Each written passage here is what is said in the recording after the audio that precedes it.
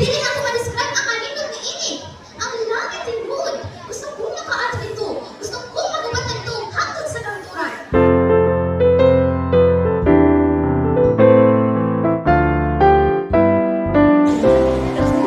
Good morning and happy Sabbath everyone, especially to our dear seminarians. Ang akong kahit karon mao ang pagkaila-ila sa atong speaker. We are truly blessed to have a very special achiever with us. Siya nag-graduate na with high honors from Donyang Saka Elias Reyes Central School. Ang iyang edad 11 years old. She is the eldest of Minister John Michael and Mrs. Jeannie Palapor. Atuna siya tuwin nga igsoon, babae o lalaki, si Shine o si Sunray. In 2023, nahimo siyang speaker sa Children Evangelistic Campaign at Hope Channel at Cagayan de Oro City at Kahulugan Church at Sibulig Church. Last year, nahimo pa ni siyang speaker at Lunaw Church sa fellowship. Ug nahimong preaching participant at MMA Children's Summit. Sa pagkakaroon, member siya sa Patag and Symbol Kids. Mga kaigsuunan, kahigalaan, kabataan, ug seminarians, let us warmly welcome our speaker from Patag Church, Jeannie Palapor. Let us give her our full attention. Mayong buntag mga kaigsuunan! Mayong buntag mga bata! O happy Sabbath! Ako unang pasalamatan ng Diyos na ako yung napili sa pagdala niyong mensahe karong tagnaa. Ug salamat usab sa mensahe sa awit nga gihatag sa atong mga talented nga kabataan pinaagi sa mga instrument nga igod na ang mga padasig kanang tanan. Dalay ko ng Diyos ni matahunga kaugtuhon nga sa diin iya pinag-iampingan o gipanalangin sa tibuok semana. O karon aniya kita sa inyong balay ang napuanan aron sa simba o pagdayeg kaniya. My topic this Sabbath morning is about beyond imagination. Meaning, it is an extraordinary or hard to believe o lisod tuuhan labi na nato mga tao nga wala gidawat o wala pa nakaila kang Jesus. But before that, let us pray first. Amahan ng kabalaan, walay bukas, walay katapusan. Salamat sa inyong gawing bugma o kaluhin na kanunay na patigbabaw ka namin. Pasalua kami sa mga kalapasan, ikaw na sayon sa mga kumayangon. Lord, inintak na abrihi o gagabang ang tagsatagsa, kasing-kasing o guna-guna, aron sa pagsabot sa iyong mga pulong. O tabangi ako sa pagpahat ni ini, nga masabtan sa labing sayon, o dili mahimong kakawangan ang tanan. In Jesus' name we pray, Amen. Ganahan ba mong sorpresa? Kinsay ganahan din yung sorpresa, babe? Patas ang kamot. Yes! Kita dito nang ganahan siya itong sorpresa, no? Ako po ganahan kung kaayong kong sorpresa. Naantay mo na sorpresa ko, kung ipagmata na ko sa puntag, kay naada yung tarpaulin na kasabit, tapos balon. Tapos pag dito na ako sa kwarto, pagbukas na ako, nag-anin ako si mama o si papa, busy kayo paghikan. Narin dito sa lamisa, dagan nga anong mga pagkaon.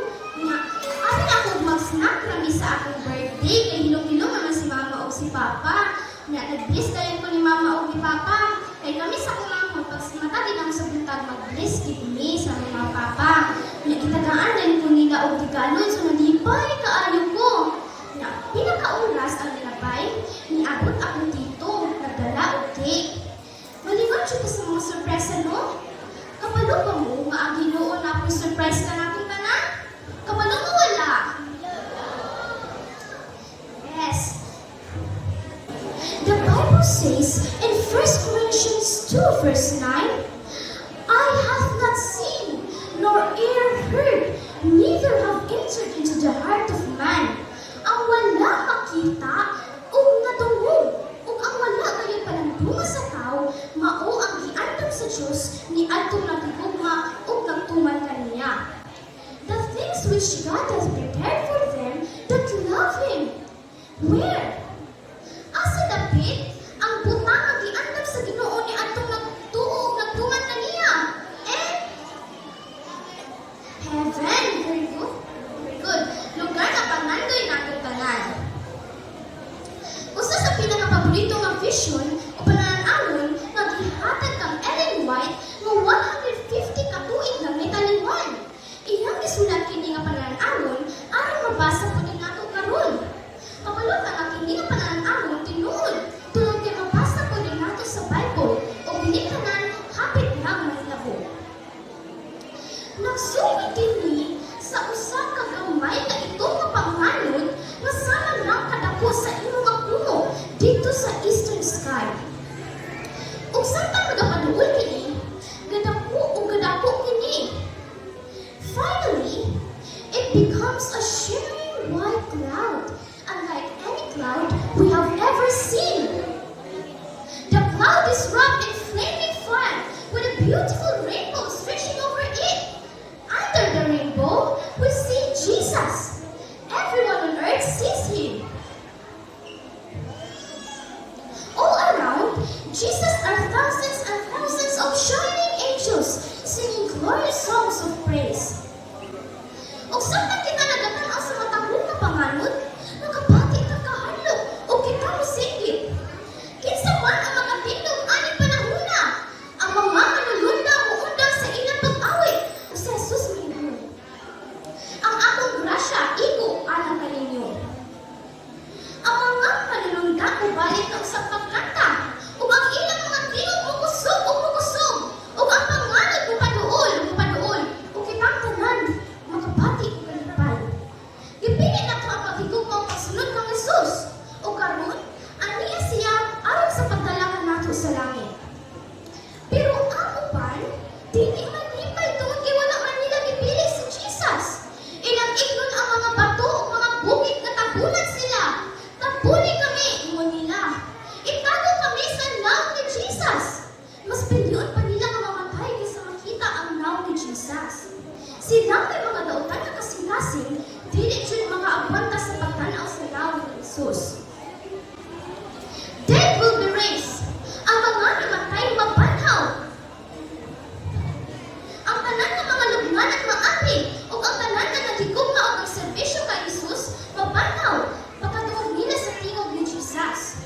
Ang mga manulunda mao ni saplay kanato padulong sa mga panganod aron makauban ta sa atong manluwas. Ang mga gagmay nga mga bata nga namatay pagaibalik sa ilang mga ginikanan ug ang nakailibot mo din mga kaigsunan because these children will grow up in heaven. Ug mga nindot nga mahitabo ni atong naghimugma og serbisyo kang Jesus.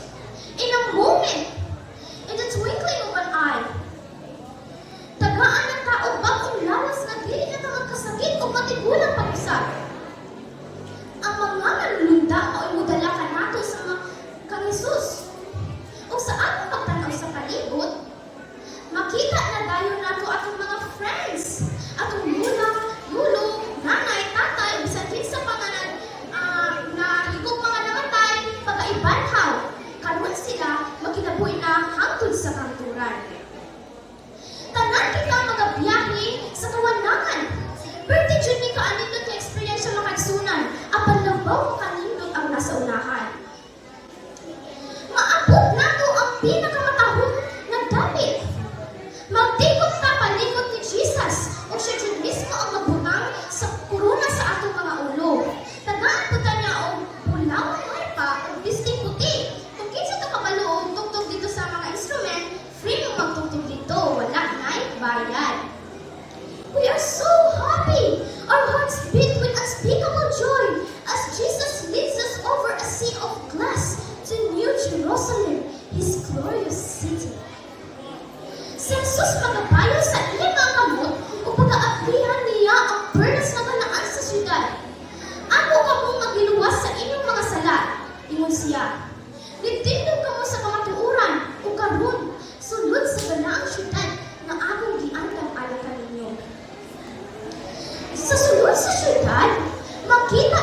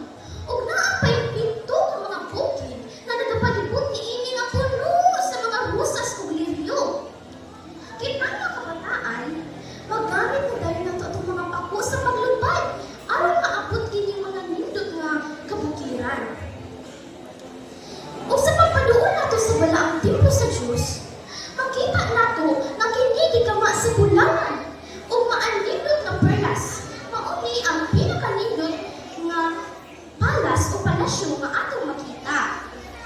For a long time, we travel at his glory. Then Jesus calls to us, "Come, my people," he says. "You have come out of great tribulation and have done my will. You have suffered for my sake, and now come to my table and I will serve you." Kita magauban, Jesus, sa taas kaano nga lamesa, magpila kami niya kataas. O kini, puno sa mga nagkalain-lain mga pagkaon, sama sa prutas, almonds, figs, pomegranates, grapes, o bisan unsa pang nagkalain-lain mga kalanon. Perting sadya aking adlaw ang mga igsunan. This is just a tiny glimpse of what Jesus is preparing for all those who love and choose to obey Him. Sa langit, mamutana ko mga kaigsunan, na ang kabay paghilang ko kasakit dito? The Bible says in Revelation 21 verse 4, "God shall wipe away all tears from their eyes, and there shall be no more death, neither sorrow nor crying." Wala na'y maghilak dito mga kaigsunan, o wala na'y kabuol. Tuduan kita na Jesus sa paglibot sa universo. Pwede na tang magbiyahe sa ubang kalibutan. Nindot kaayo ni nga panahon na kaigsunan, tungod kay mauban na dali nato atong mga pamilya. Saan lang ba ipapamulay? Muawit ka uban sa mga manulunda. Wala na'y napagsala sa langit, tanan puro ng kalipay hangtod sa kanturan. Amen? Maybe you are thinking that heaven sounds too wonderful. Maybe you think that Jesus would never choose you to go to heaven. O atong madugtungan ang mga pulong ni Jesus in John 3:16. "For God so loved the world that He gave His only begotten Son, that whosoever believeth in Him should not be perished, but have everlasting life." Naay usa ka importante nga pulong ani nga bersikulo nga kaigsunan. Mataghaan ba ninyo kini? There is one word important in this verse, but that I like more than all the others. Can you guess what is it? Ako balik ko na kaigsunan.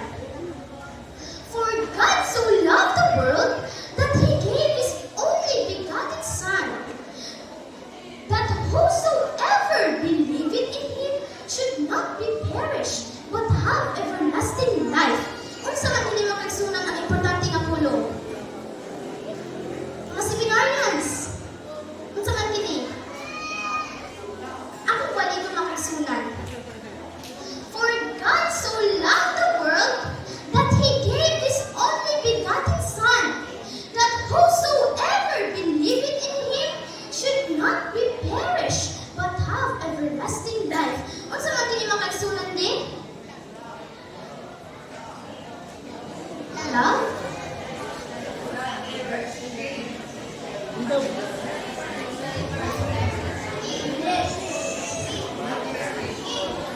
Ang sarap kini. Balikot pa gid ako mga kaigsunan. For God so loved the world that He gave His only begotten Son, that whosoever believeth in Him should not be perished, but have everlasting life. Ang sarap kini mga kaigsunan.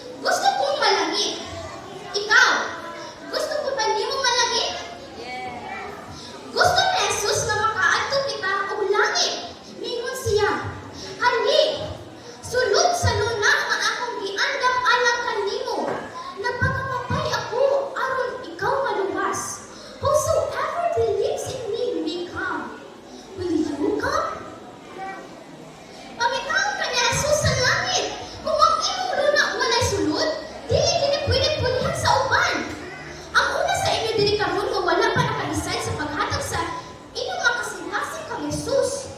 Siguro, maybe you saw your friends standing for Jesus, but you weren't ready. Maybe you felt Jesus is calling to your heart, but you did not know what to do. It is not too late to choose Jesus, mga kaigsunan. You can make a decision for Him right now. Karon sa Jesus, gatawag ka nato nga magpa-decision nga magpaduol ka niya. Ang langit hamili nga dapit. Don't miss it. Gusto ba nimo makaadto dito? Magtuo ba ka kang Jesus? Gusto ba nimo ihatag ang imong makasasala nga kasing-kasing o magpulihan kini sa iyang kaayo ni Jesus?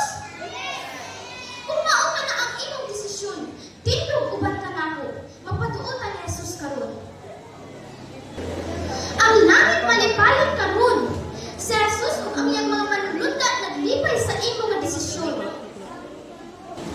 Paliw giduko atong mga ulo alang sa pag-ampo. Amahanang balaan nga layo ka sa walay katapusan. Dako ang papasalamat sa imong dakong gugma o kaluoy nga kanunay nga patigbabaw nga ni kanamo.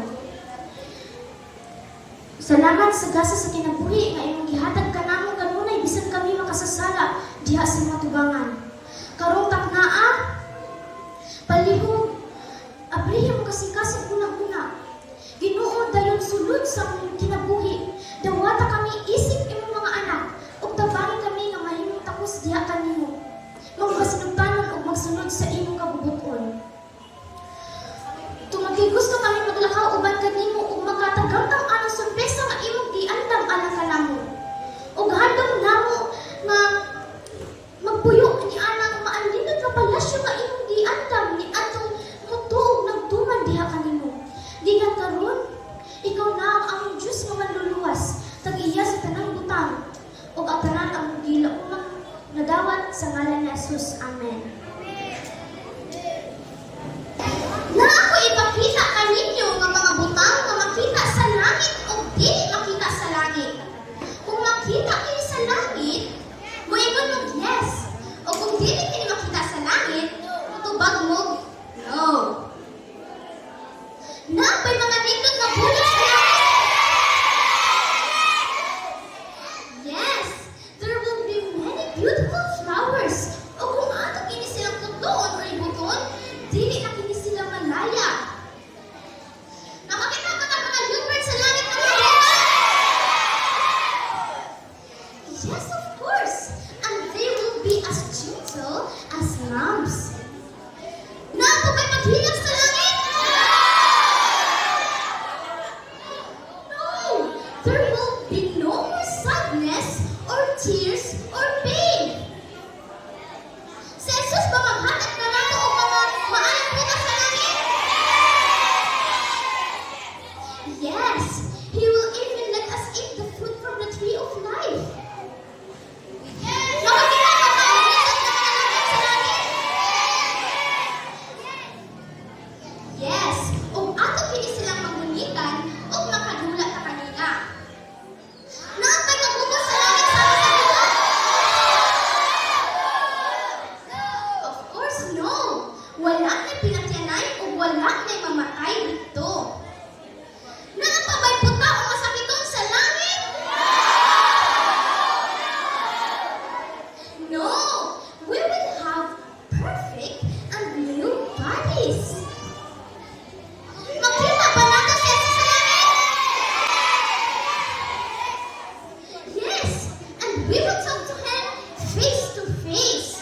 Ug ato siyang makikiskulita kaniya face to face.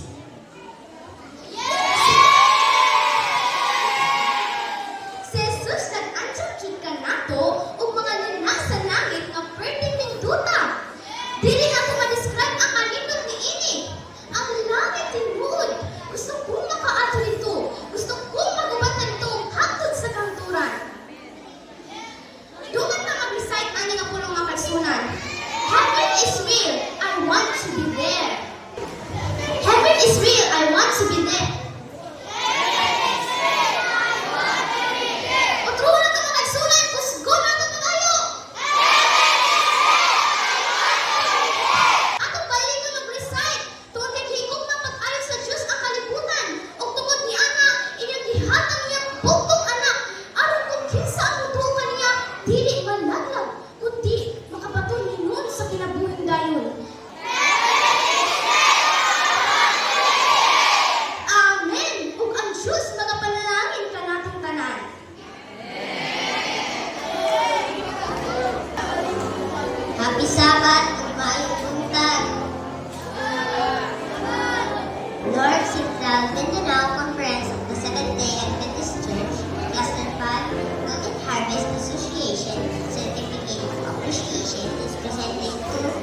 Bernie M. Palapar, for your valuable contribution as a child speaker during the NCFCY Children's Simultaneous Crusade with the theme Guided by Little Hands Walking Towards Heaven, held on April 19 to 25, 2026 at San Juan Seventh-day Adventist Church, Barangay San Juan, Hinulong City, Misamis Bulacan. From the lips of children and infants, you have ordained praise. Matthew 21:16. Presented this 25th of April 2026. Signed by Pastor Han P. Arellano, Golden Harvest Association District Leader, Firma Skyline, NCNC, MSA, CHM,